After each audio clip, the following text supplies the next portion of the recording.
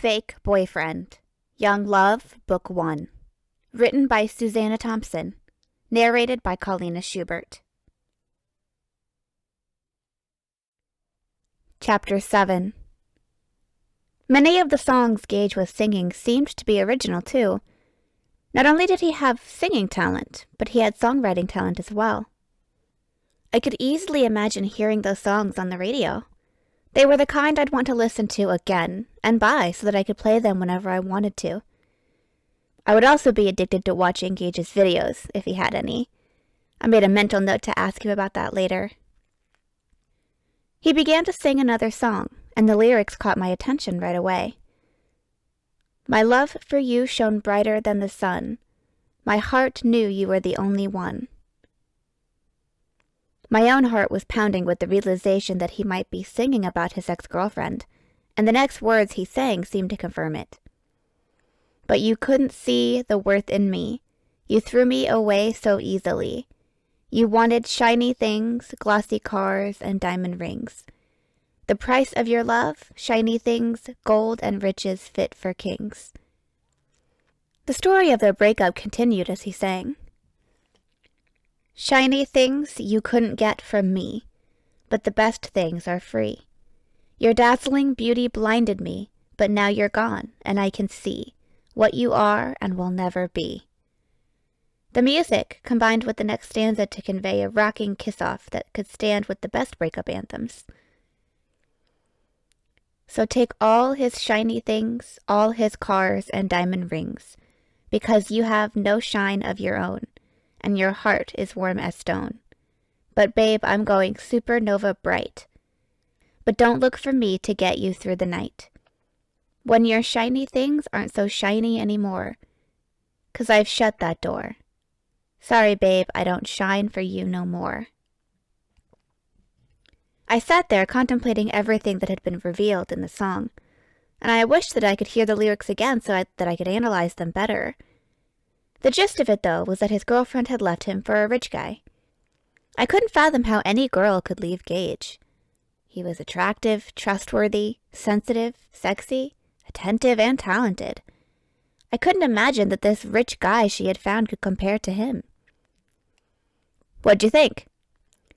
I was startled out of my reverie by Gage's voice, and I looked at him in surprise as he stopped in front of me. I had been so lost in my thoughts that I hadn't noticed that the music and singing had stopped. I had been dimly aware of Gage launching into another song after the breakup one, but I hadn't paid attention to it. Did you zone out? He asked, studying my face. No, I exclaimed, as I could feel the telltale blush giving me away. I was just thinking about the song. Sweetest Sin? He smirked at me. That's our most popular one. We always end the show with it. Yeah, Dylan concurred. It leaves him panting. The groupies go crazy for it.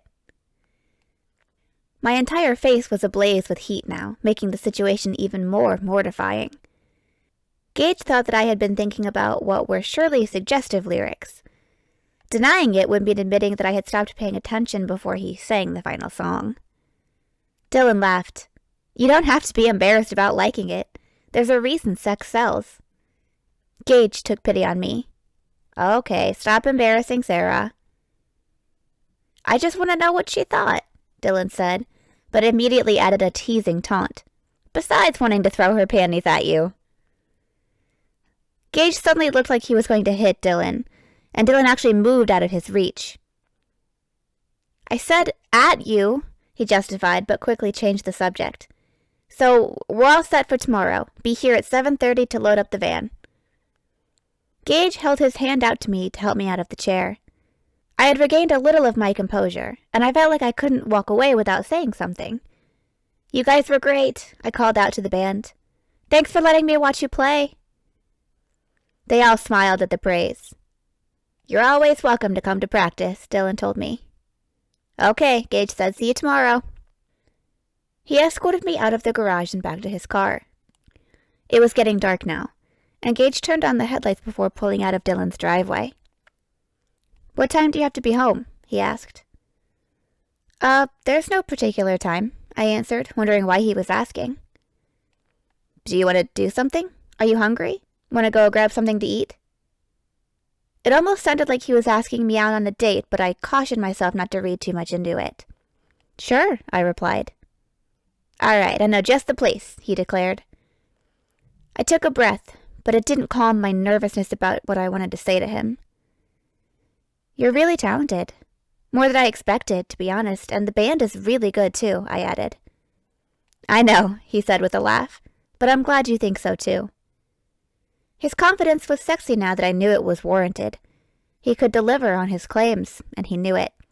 False modesty would have detracted from his no-bullshit personality. He knew what he had, and he owned it. Thinking about everything he had was leading me into dangerous territory. Of course, I'd thought about sex before, and wondered what it would be like, but I hadn't fantasized about it the way I'd fantasized about kissing.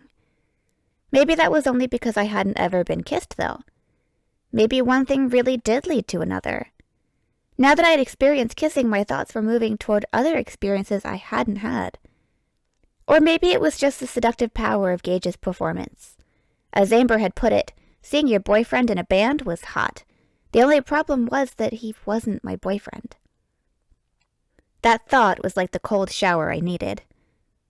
Of course he wouldn't be interested in someone like me. I recalled the song he had sang about his ex-girlfriend, and that he had mentioned her beauty. Being beautiful was a requisite for being a hot guy's girlfriend. I knew that. I saw how the beautiful people paired up. It had been that way at my old school, and it was like that here. With the way so many girls drooled over him, Gage could have been one of the biggest players at school. The fact that he wasn't, and that he didn't date at all, was intriguing. It did fit his brooding, loner persona, but not his rock god alter ego. The unwelcome thought that maybe he used groupies for sex, like that girl in the bathroom had told me he did, put a damper on my mood. I wasn't hungry when we arrived at the restaurant Gage had chosen, but the delicious smell inside awakened my appetite. The hostess led us to a table after a 10-minute wait, and my mouth was already watering by that time. I was glad to get a drink to take the edge off my hunger. I didn't realize I was thirsty until I began to sip my Coke and drained half the glass within a couple minutes. Gage finished his within the same amount of time. "I usually have a drink at Dylan's," he said, "but I skipped it this time." "You didn't have to leave because of me," I told him. "I would have been fine with staying longer." "I'd rather be alone with you," he replied. That flustered me, and I dropped my gaze to the table. "So this is the place you were telling me about," I said nervously. I heard him expel a breath. "Yeah, they've got the best pizza in my opinion." "I can't wait to try it," I said, speaking the truth. Now that the unnerving moment had passed, I dared to glance at him again. "I'm interested to hear your opinion. We didn't have pizza this good in the town I lived in before, but you probably had a lot more pizza places in Denver." I shrugged. "We had the known places, but we always got delivery. I've never eaten inside a pizza restaurant before, but smelling it cooking makes it smell even more delicious." "You've been missing out," he declared. "They bring it out to the table straight out of the oven, and it is so good that way." I smiled, but didn't know what else to say, so I took another sip of my Coke. "So tell me about yourself," Gage prompted. "What do you want to know?" I asked.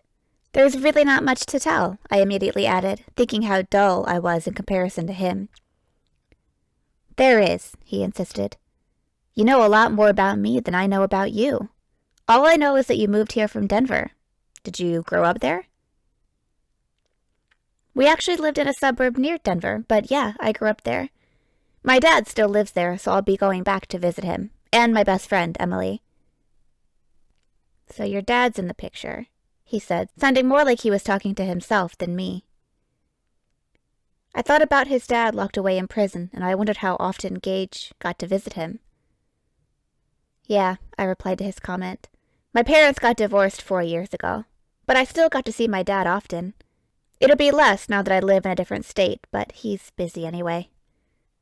Gage frowned. "Too busy to see his daughter?"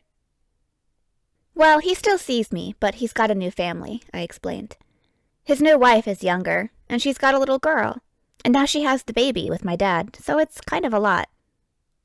"So he basically traded your mom in for someone younger?" he remarked in disapproval. I don't blame you for... He's not like that, I interrupted.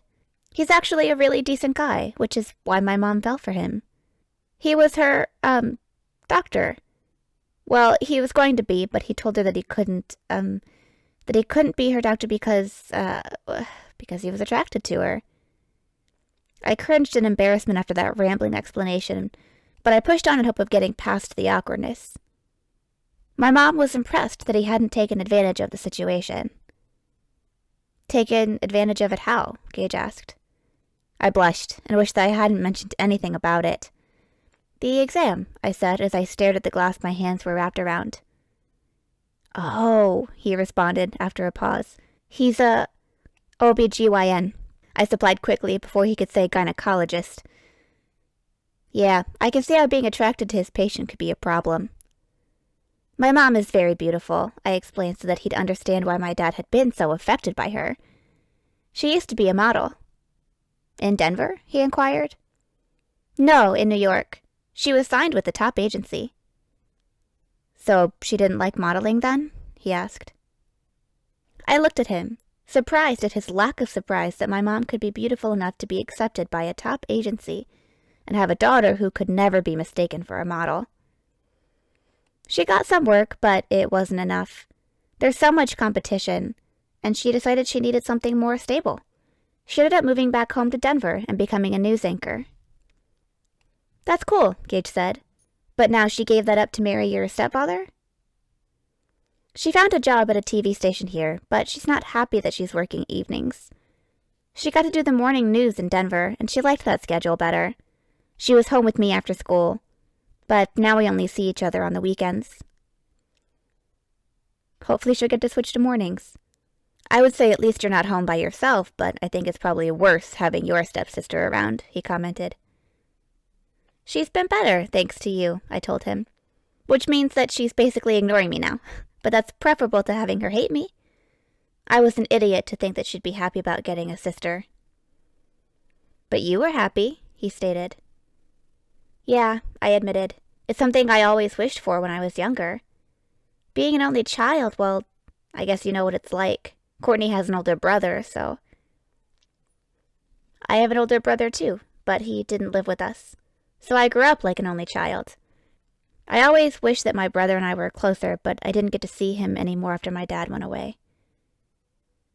I noted how he vaguely referred to his dad being sent to prison since we were in a public place, where other people might overhear. Your brother lives with his mom? I surmised. He did, Gage replied, his expression darkening. Now he's on his own. How much older is he? I asked, wondering about that cryptic remark. 4 years, so he never saw me as anything but a pest. He should have outgrown that, I complained.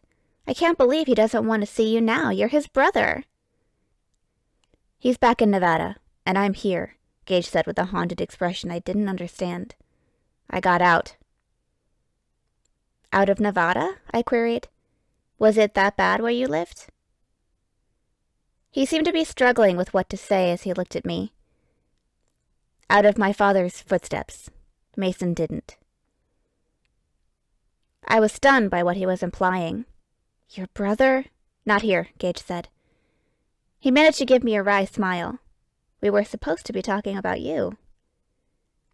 That put me on the spot because I felt like I needed to change the subject and lighten the mood. I wished that I could be funny and just plain fun. In a moment of desperation and true insanity, I decided to tell him about the most embarrassing thing that had ever happened to me. He had revealed so much to me, and I felt the urge to reciprocate. I had no dark secret, so this was the only thing I had to expose. When I went to Emily's house for the first time freshman year, we took the bus home from school. The thing I was most excited about was that the cutest guy in our class also rode her bus. We were late getting on, and it was almost full, but we squeezed into the third row, 3 to a seat. I was sitting on the edge, and my back was toward the aisle. When the bus stopped suddenly, I lost my balance and fell backward out of the seat and onto the floor.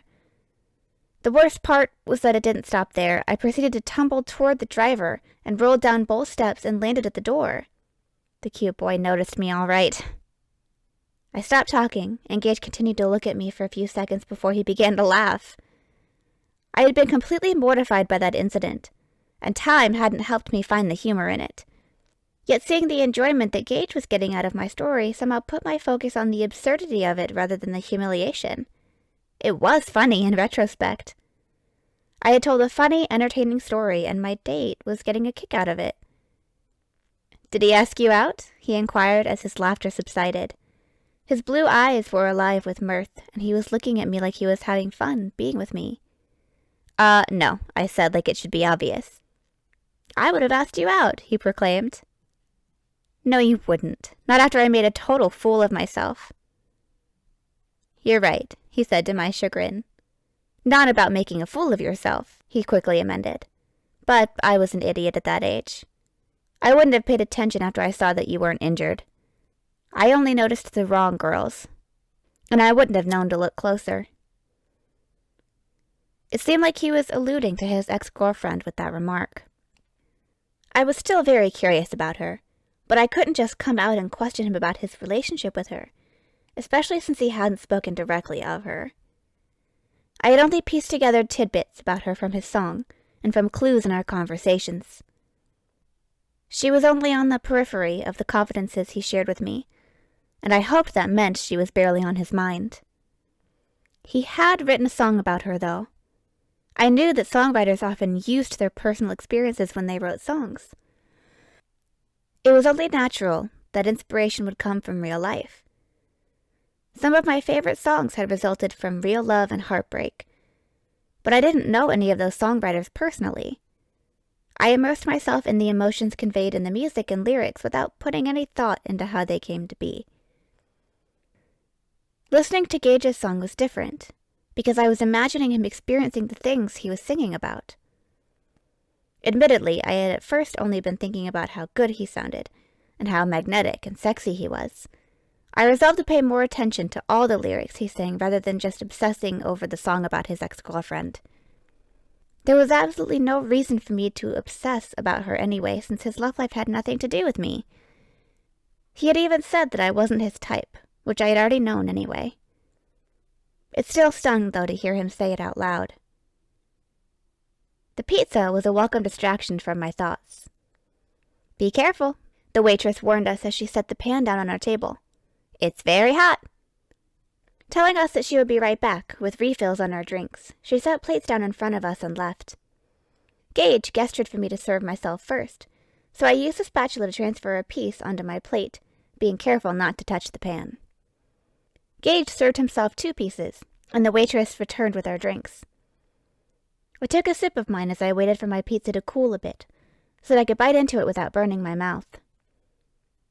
Gage took a bite and huffed air around it with his mouth open.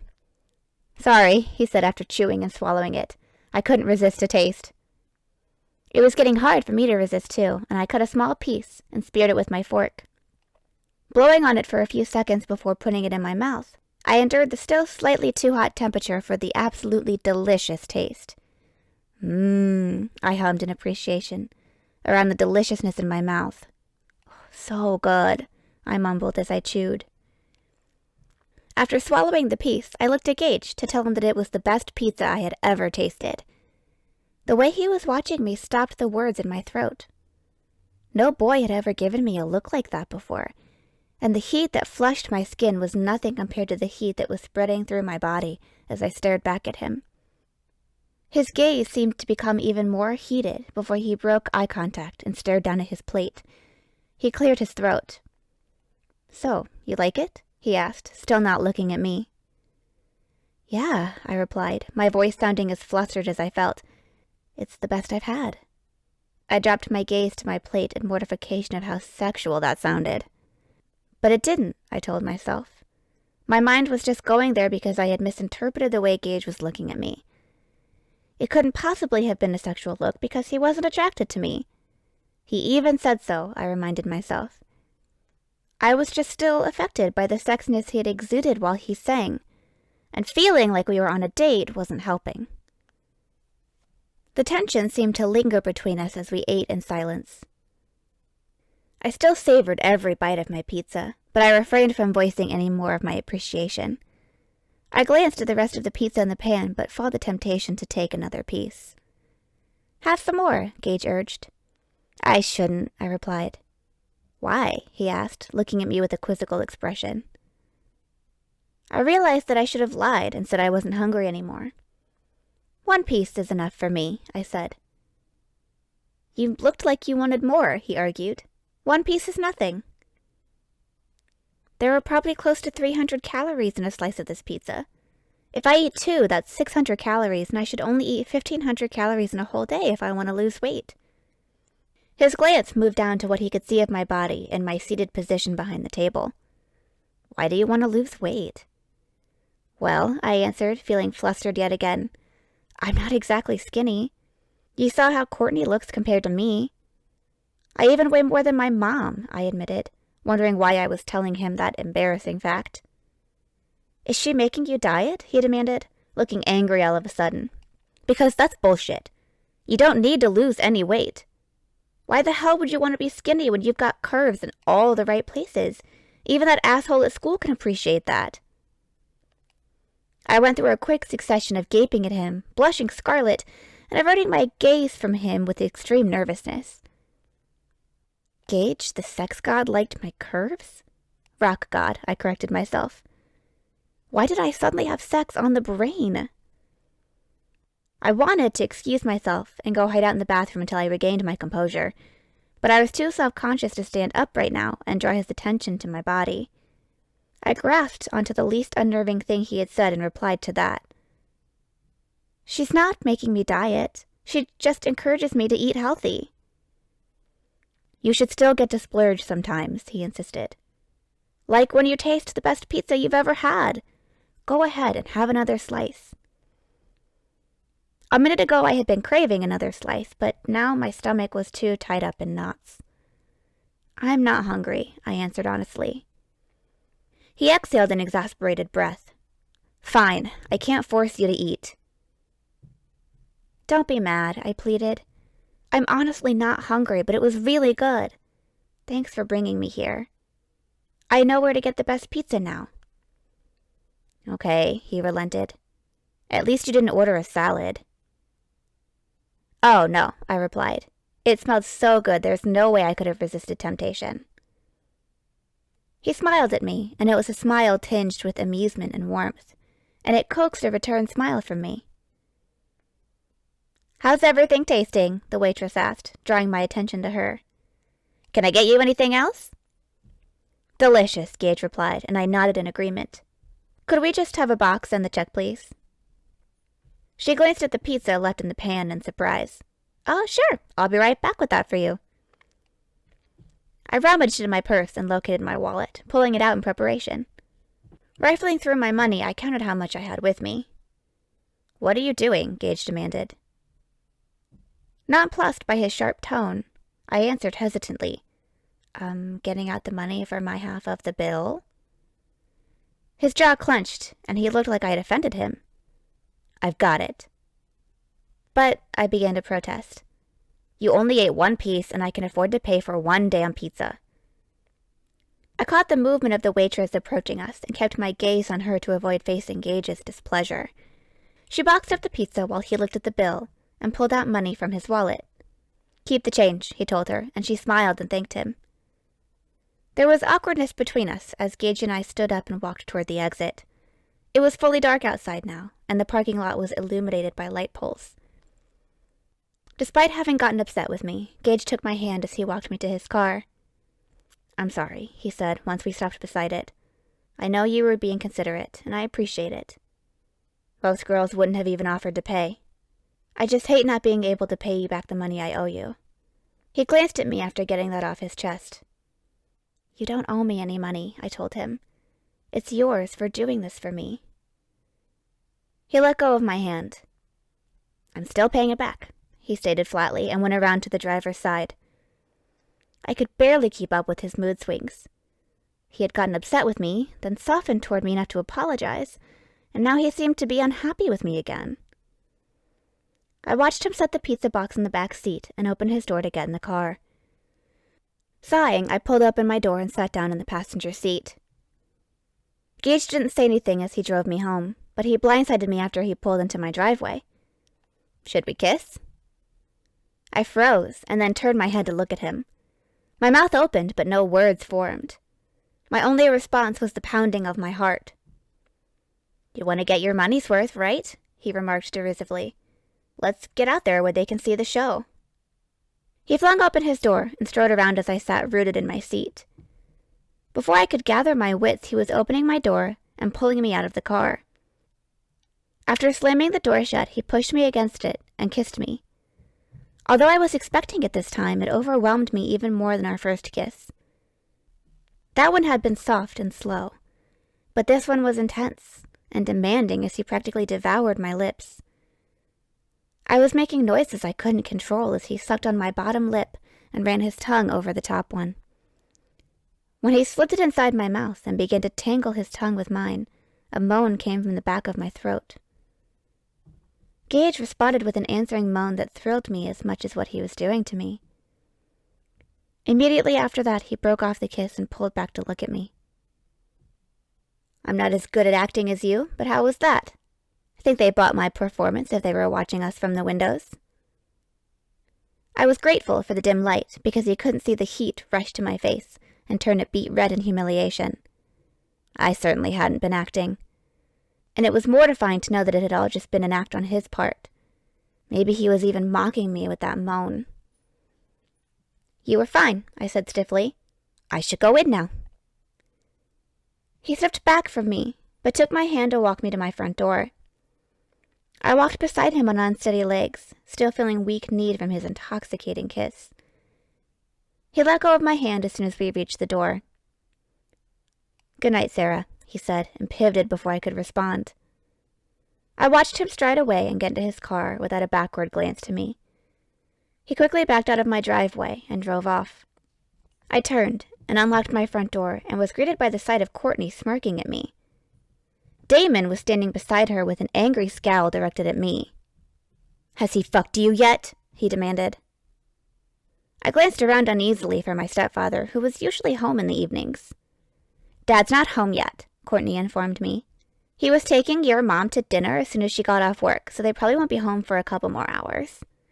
You can call your boyfriend to come back for some more. You guys looked like you were ready to go again.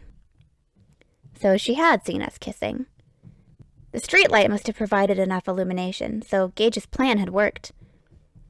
All of it was working exactly as I'd hoped, but I felt no sense of relief or contentment.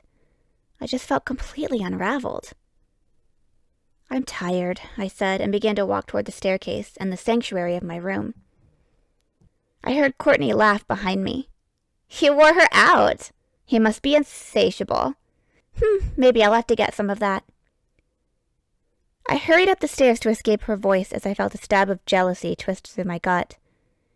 Courtney was the kind of beautiful that turned heads, which was what I imagined was what Gage's ex-girlfriend had looked like. He had saying something about being blinded by her beauty. Like all guys, he was attracted to beautiful girls. It wasn't a stretch to think that she could seduce him, and I was the one who had shown her that it was possible. Since I had convinced her that I stood a chance with him, she knew that she could get him with her superior beauty. She was going to take him away from me. It didn't matter that I didn't really have him. It still hurt to imagine her with him, and I sat down listlessly on my bed. There was nothing I could do to stop her this time. And I actually felt worse than I had when she ruined my reputation at school. I hadn't really lost anything then, because I hadn't gotten close to anyone yet. I was seriously depressed over the thought of losing Gage, and that told me that my crush on him was already more serious than I had feared it would become. I was falling fast for him, and everything in my life suddenly seemed hopeless.